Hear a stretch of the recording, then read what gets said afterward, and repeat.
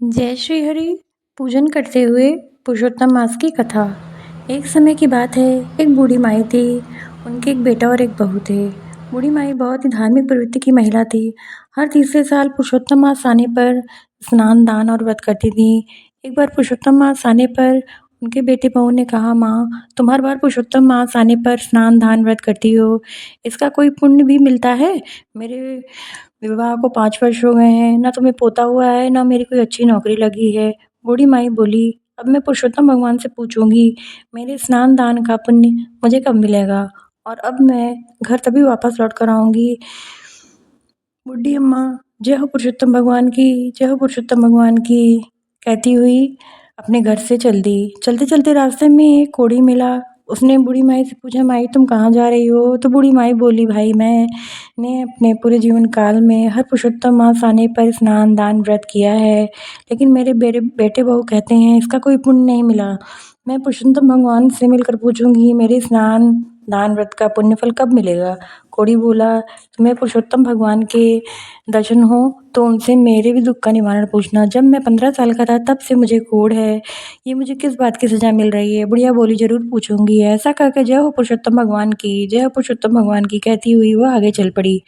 आगे चलकर रास्ते में उसे एक कुम्हार पति पत्नी मिले। उन्होंने पूछा, माई आप कहाँ जा रही हो? बूढ़ी माई ने सारी बात बता दी।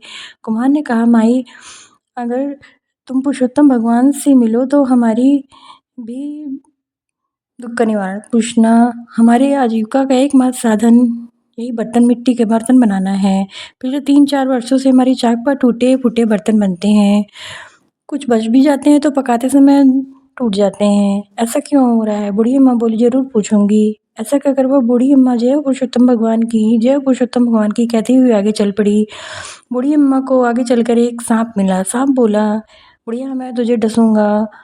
बूढ़ी अम्मा बोली, तुम्हें मुझे डसना हो तो डस लेना, मगर अभी मैं पुरुषोत्तम भगवान से मिलने जा रही हूँ, उनसे मिलकर जब मैं वापस आऊँगी तब तुम मुझे डस लेना। तब सांप बोला, माई अगर तुम्हें पुरुषोत्तम भगवान मिले तो तुम मेरे भी दुख का निवारण पूछना कि मेरी नागिन हर साल अंडे देती है, मगर एक भी सपोला जिंदा नहीं बचता। बूढ़ी माई बोली, मैं जरूर पूछूंगी। जय हो पुरुषोत्तम भगवान की, जय हो पुरुषोत्तम भगवान की कहती हुई बूढ़ी अम्मा आगे चली तो उसे पेड़ के नीचे एक साधु महात्मा बैठे मिले। उन्होंने पूछा, बूढ़ी माई कहाँ से आई हो और कहाँ जा रही हो? तो बूढ़ी माई ने अपने बेटे बहू की तानों की सारी बात बता दी। तब वह साधु बोले, क्या भगवान ऐसे ही मिल जाते हैं? और अगर मिलने तो भी तुम उन्हें कैसे पहचानोगी? तो बुढ़िया बोली, मैं उन्हें पहचान लूंगी। ऐसा कहकर तब बुढ़िया ने उन साधु महाराज को प्रणाम किया और बोली, जय हो पुरुषोत्तम भगवान की, जय हो पुरुषोत्तम भगवान की। तो तुरंत भगवान ने उन्हें दर्शन दिए और बोले, तुम्हें क्या करना चाहिए? बुढ़िया बोली, मुझे आपके दर्शन होते ही मुझे सब कुछ मिल गया, मुझे अब कुछ नहीं चाहिए। पुरुषोत्तम भगवान ने कहा, नहीं, तुम्हारी जो इच्छा हो मांग सकती हो। बुढ़िया ने कहा, मुझे कुछ नहीं चाहिए प्रभु, आपके दर्शन ही मेरे लिए बहुत हैं। पुरुषोत्तम भगवान बोले, जा बुढ़िया हो। अब बुढ़िया माई रास्ते में मिले एक एक दुखियारों का निवारण पूछने लगी। तब बुढ़िया ने कोढ़ी के लिए पूछा तो भगवान बोले, बुढ़िया माई वह कोढ़ी पिछले जन्म में के कर्मों का फल भोग रहा है। पिछले जन्म में वह एक राजा था। वह अपने राज्य के लोगों को बिना अपराध दंड दे देता था। उसे उन लोगों की आह लगी है, तुम मेरी चरण धूलि ले जाओ, उसके कोड़ पर लगा देना, वह ठीक हो जाएगा। बुढ़िया माई ने कुम्हार के दुख का निवारण पूछा तो भगवान बोले, एक बार उस कुम्हार पत्नी के पास एक गरीब माता पिता अपनी लड़की के ब्याह के लिए कलश नहीं ले आए थे। पैसे न होने के कारण इस कुम्हार पति पत्नी ने उन्हें कलश नहीं दिया। उन गरीब माता पिता की आह लगी है, अगर वो कुम्हार पति पत्नी 100 मटके किसी प्याऊ में दान दे दे तो उनके दुखों का निवारण हो जाएगा। बुढ़िया माई ने नाग नागिन के निवारण के लिए पूछा तो भगवान बोले, नागिन ने एक बार एक गर्भवती स्त्री को डस लिया था, जिससे वह गर्भवती स्त्री गर्भ में पल रहे बच्चे के साथ ही मर गई। उसे उस गर्भवती स्त्री की आह लगी है, अगर ये नाग नागिन किसी गरीब को अपनी अमृत मणि दे दे तो उन्हें बचाएगा। यह सुनकर बुढ़िया माई ने भगवान को प्रणाम किया और भगवान अंतर ध्यान हो गए। बुढ़िया ने भगवान के चरणों को धूली अपनी साड़ी में बांध ली और सबसे पहले उस सांप से मिली। सांप बोला, क्या हुआ बुढ़िया माई, भगवान मिले? बुढ़िया बोली, हाँ मुझे दर्शन हुए, तुमने मेरे दुख का निवारण पूछा? तो बुढ़िया ने सारी बात सांप को बता दी। तो सांप बोला, मैं गरीब व्यक्ति हूँ, मैं गरीब व्यक्ति को कहाँ से लेकर आऊँगा, मेरे पास तो कोई डर के मारे आता नहीं। अगर अमृत मणि तुम्हें लेना हो तो तुम ही ले जाओ। अमृत मणि लेकर बुढ़िया माई घर की ओर चल पड़ी। आगे चलकर उसे कुमार पति मिले। उन्होंने पूछा, हे माई, तुम्हें पुरुषोत्तम भगवान मिले?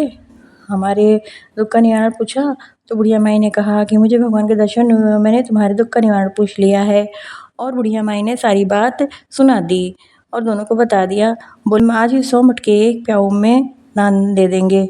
अब वो बुढ़िया माई आगे चली तो वह कोढ़ी मिला। बुढ़िया से पूछने लगा, क्या हुआ माई, भगवान के दर्शन मिले? तो बुढ़िया ने कहा, हाँ भगवान के दर्शन मिले और मैंने तुम्हारे दुख का निवारण भी पूछ लिया है। फिर बुढ़िया माई ने कोढ़ी को सारी बात बता दी।